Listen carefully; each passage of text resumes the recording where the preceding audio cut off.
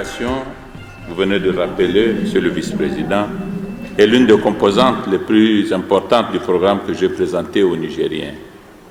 Aussi, le gouvernement s'attelle-t-il à réaliser tous les objectifs que nous nous sommes assignés en la matière, et c'est en dépit du défi sécuritaire auquel nous sommes confrontés et pour lequel bien de nos ressources sont malheureusement sacrifiées.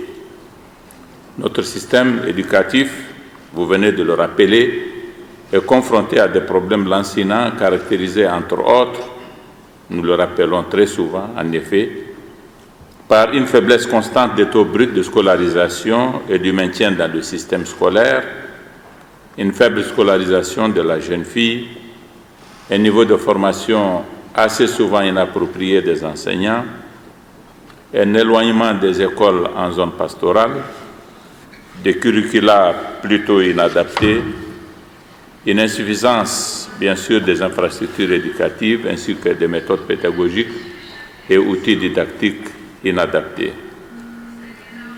Le système éducatif nigérien est également confronté à un certain nombre de défis dont le taux de croissance démographique particulièrement élevé.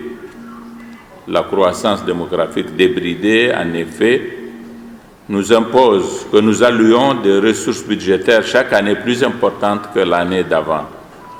Elle commande en cela l'accroissement de l'espace scolaire et le recrutement de nouveaux enseignants.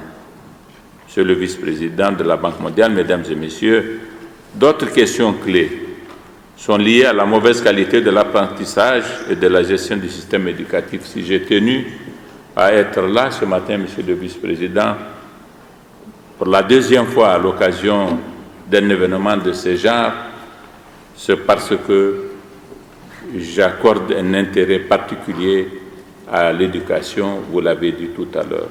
Ma première sortie, c'était de me retrouver dans cette même salle pour que nous présentions notre programme pour les 5 prochaines années dans le système éducatif. Aujourd'hui, nous parlons d'un projet dont le contenu nous paraît particulièrement important parce qu'il prend en charge ce que je considère être le cœur des difficultés de notre système éducatif, à savoir la faiblesse des capacités de l'apprentissage et la faiblesse de la capacité des enseignants. Voilà en effet où se loge le vrai problème du système éducatif, et ce projet LIRE, ce projet bien nommé LIRE, est un projet qui répond parfaitement à une de nos plus grandes attentes en la matière. D'autres questions clés sont liées, je l'ai dit, à la mauvaise qualité de l'apprentissage et de la gestion du système éducatif. En plus de ces problèmes structurels, la vulnérabilité du pays au choc climatique fréquent a des répercussions sur le secteur de l'éducation. Pour répondre à la demande croissante d'éducation, le gouvernement mobilise des ressources financières importantes.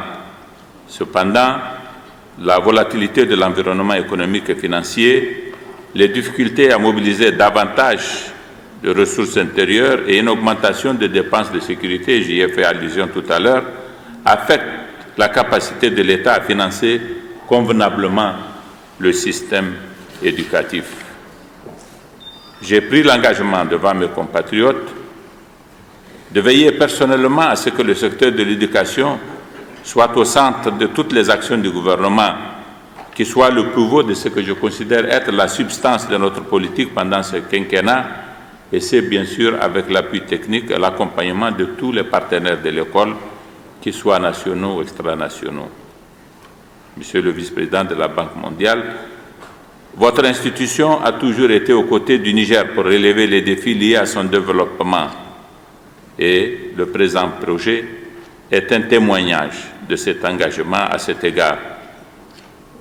Conçu pour un montant de 140 millions de dollars, ce projet Learning, Improvement for Result in Education, projet Niger LIRE, consacre le lancement d'un engagement que nous saluons de façon tout à fait particulière.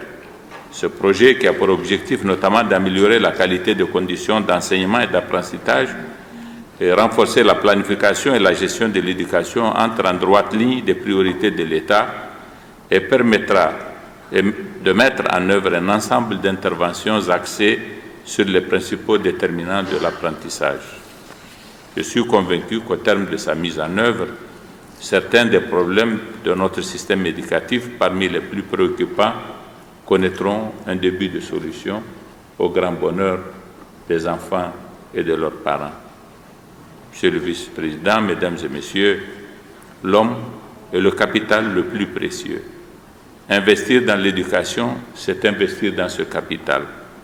Aussi, demanderai-je à la Banque mondiale, ainsi qu'à tous les autres partenaires du Niger, d'accroître les ressources dédiées au système éducatif.